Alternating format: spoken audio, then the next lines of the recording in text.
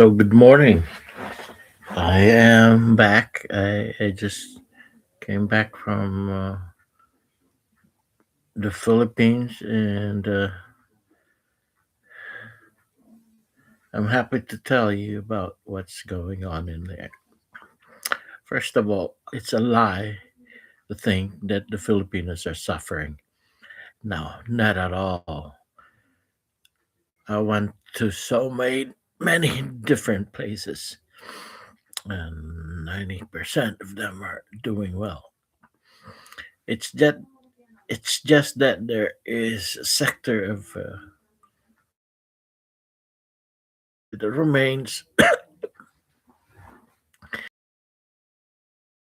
relative to the rest of the country.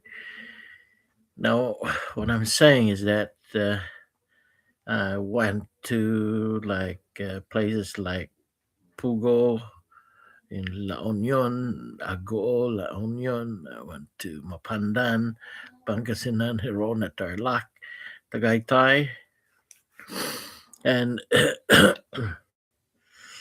I went to some other places. I can't remember the names, but overall, the Filipinos are not suffering from poverty.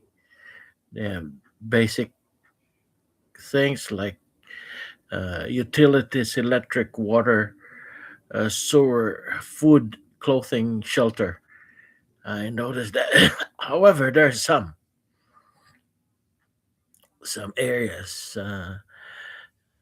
I saw some streets near Cubao, Quezon City, which was littered with with um, slum areas. Congressional, there were some slum areas, but they have TVs, they have cellular phones. I guess they're eating. It's just that the miserable slum living, like there's no sewer, there's practically no sanitation in there. That's what it is. And I see some people working the streets. I say working because they're collecting garbage and all that. But even then, with them, I can see that they can fend for themselves.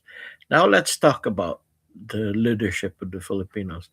It's so sad that nothing will change and everything will always be the same. Meaning, the Marcoses and all the minions that they have, allied to him and are corrupt. They will never change. The other thing is the Dutertes and those allied to them are also corrupt. Military cannot do anything. It's because of the segregation of the military and the civilian government. I noted that if I were given logistics and command of about 1,000 people who are all committed of freeing the Philippines, free up corruption and everything, I will join them and I will as long as there's logistics with this 1,000 people. Oh, that's all I need. I can make Philippines great alongside Thailand, Singapore, and all that. It's just because of the corruption is just an institution and institutionalized in the Philippines, and it progressed from just hiding corruption, and now it's glaring. I mean, it's just total disregard of the Philippine. Mind you, the Philippines can cut that down to at least 50% corruption, according to some studies and according to some politicians. The Philippines will be better prepared for the future, and everything else will will progress from that. But as of now, there's nothing, you know, nothing, there's nothing that will make the Philippines grow as it is. And again, let me see. Marcus, Marcus says, including uh, the Romualdes, they're hopeless. They're a failure as a person and as a leader. And then the dutertes are still the same. They're all of the same coin, different face. Meaning, if the other face is Marcos, the other face of that coin is the dutertes. And then there's a fine line of people in the middle, but they support. What I'm trying to envision is this: if that if corruption can only go down to at least 50%, because right now it's about 90%, 80, 90%. If you can go down to 50 and a minimal 15% or 20%, get it down to 20% corruption, Philippines will grow as a country. Philippines agriculture will flourish. The Philip why? Because you can have infrastructures that goes along with it. The roads, the bridges, those things can and will be you know well funded. Schools and manpower, they can all be funded with the income of the Philippines is so great. It's just it's not counted as a GDP. Think about the millions of overseas Filipino workers. Think that on average $400 a month for each and every one, but not everybody. There are some people who will send you 2,000, 3,000, even 10,000 a month for the next year or so in dollars. If you have 2 million workers abroad, can just imagine how much money is infused into the economy in the Philippines. There are more more malls and uh, consumer consumer items that are I mean they're not produced in the Philippines, they are produced somewhere else. So whatever money that the Filipino get from abroad goes back to the multinationals abroad, which is just a shame. If we can, you know, say just a small, I'll just give you a small example. Say the Philippine government will put up a bond at say 100 pesos for 10 years, the 10-year bond, 100 pesos for just one bond.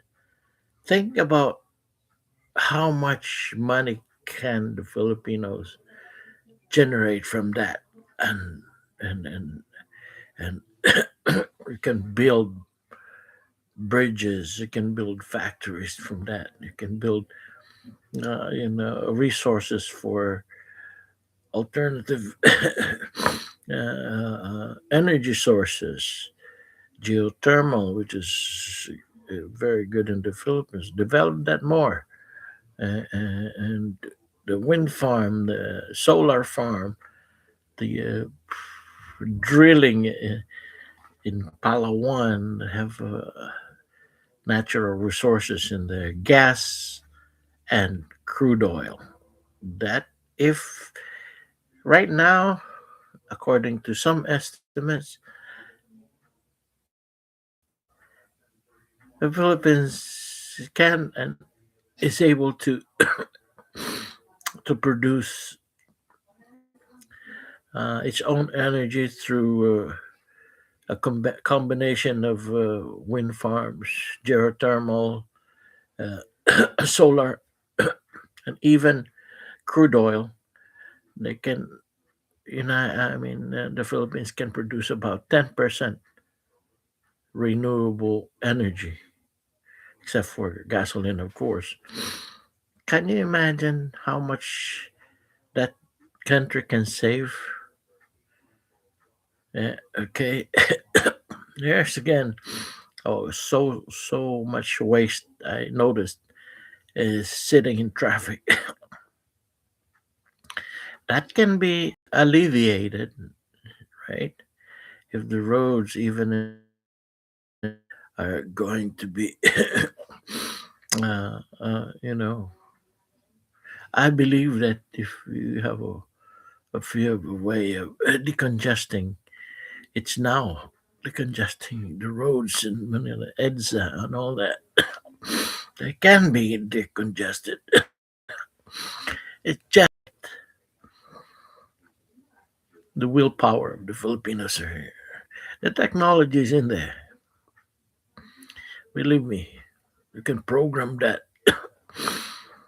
into time of day, volume of traffic, conditions, time of the day, and then on the projected and actual